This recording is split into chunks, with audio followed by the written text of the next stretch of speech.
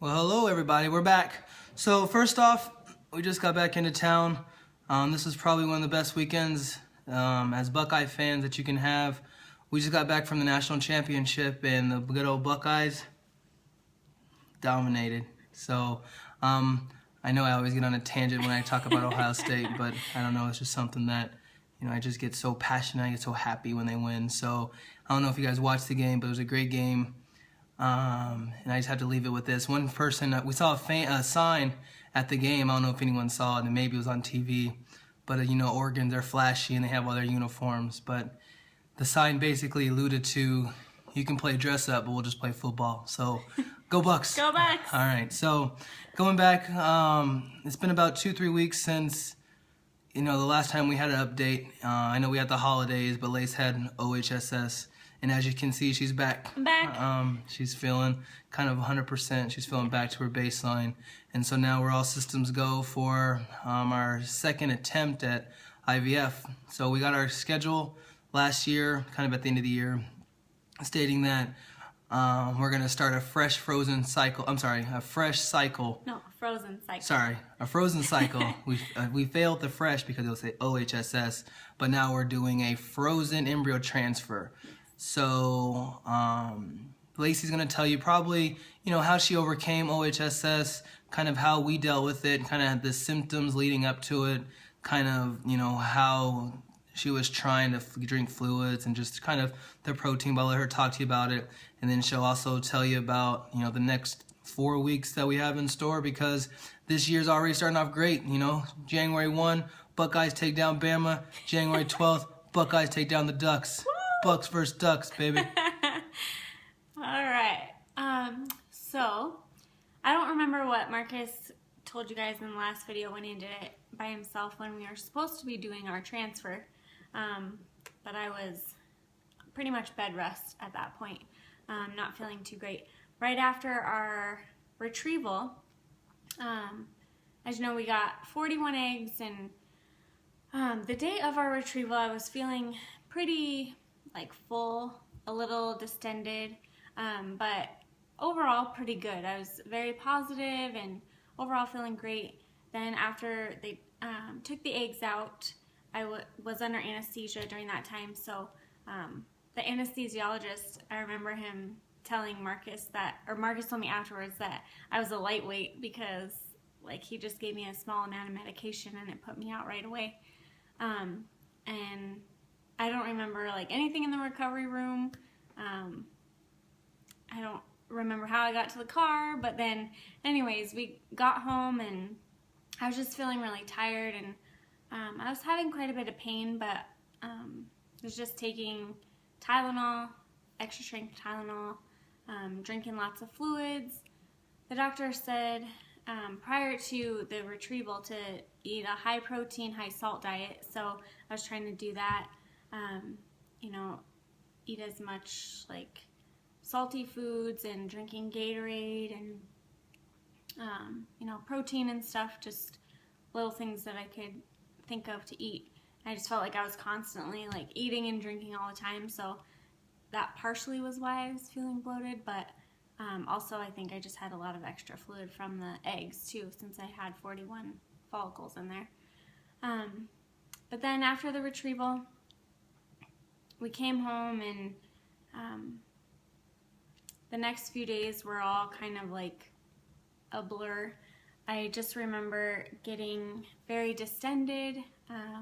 My abdomen was very swollen, looked like I was pregnant, but I wasn't pregnant. Just full of fluid, and it was my whole abdomen, around my waist, my back, my sides, everything was just very enlarged. I couldn't fit in any of my clothes. I could barely move. I felt like I was 9 months pregnant and had to lift myself up to turn, and just was in the bed, and then the next day I could make it to the couch, and then finally made it downstairs after a few days. But I have an amazing husband, and he took great care of me. Even though I'm the nurse, he was a great nurse that week, took great care of me. And then we went in for the transfer, And we called the day before and told the doctor, you know, what was going on and how much weight I had gained, and that I wasn't able to, you know, really eat much or drink much just because I was so full of fluid.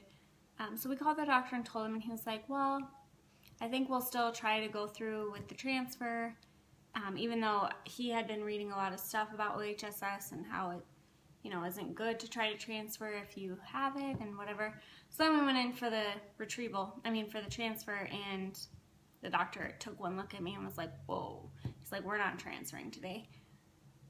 So we kind of already knew that was going to happen, but we were a little disappointed. You know, obviously we had that date set in our heads for a long time, that was the day that we were going to put these little embryos in us, you know, and hopefully make a baby, and then find out like Christmas Eve or the day after Christmas if we were pregnant. So then when that didn't happen, we were obviously very disappointed, and kind of Christmas wasn't really the same as how we were expecting it and building it up in our heads to be, you know. So that brings us to, let's see what. It brings us to now. So basically we waited for her body to kind of rebound from, you know, just kind of all the follistim and all the medication she was on. We actually stopped all medications. And I just went back on like the birth control to try to regulate my hormones and even things out and lose the fluid. Because he said at the time like the fluid was leaking into my uterus too. So even though I wasn't feeling good, it wouldn't have been a safe environment to put embryos into. You know, they wouldn't have done well because there was fluid all in the uterus, and so it wouldn't have been a good environment anyways. But so basically, long story, we start Lupron round 2 this week. Once again, that medication prevents ovulation. We do not have to do any more of the medications that kind of sent this down, spiraling downhill, just because we have our 11 little embryos frozen on ice, hanging out in the, you know, embryology lab right now. So the first thing up is to start Lupron. We do that for I think 2-3 weeks, something like that. Then she stops the birth control, and then we basically get the uterus and the endometrium lining ready for implantation. With estrogen patches and progesterone injections. But we'll update you guys. You know, of course, now things are rolling, so, you know, we'll be a little more frequent with our updates, probably weekly now, just because they know the ball's rolling. So this is the first step to a great year. Actually, like I mentioned before, this is kind of a second step because the first step's already been accomplished. So thank you once again for joining. If you are a sports fan, you can see kind of our little, not journey, but just our little weekend on Instagram at Sarge24. I put up some pictures from the national championship. I'm also going to make a little movie and kind of put it on this channel, even though I know we're talking about infertility stuff, but it's also nice to talk about something different for once in a while. You gotta have fun in life, you know? You'll get to see kind of how we had the trip of our life, at least, you know, for Buckeye fans. You know, I'm sorry, you know, for the Oregon Duck fans. It was a great season, but, you know, the Bucks prevail. So hopefully we repeat.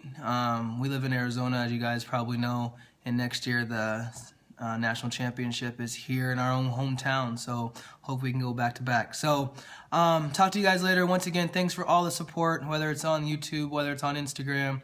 I try to reply to as many people as I can, but sometimes, you know, the reply doesn't work, or sometimes, you know, life obviously takes its toll on everybody. So I'm thinking about everyone, and I do read all the comments. So thank you guys so much, and we will talk to you guys later. And good luck to everybody else out there too.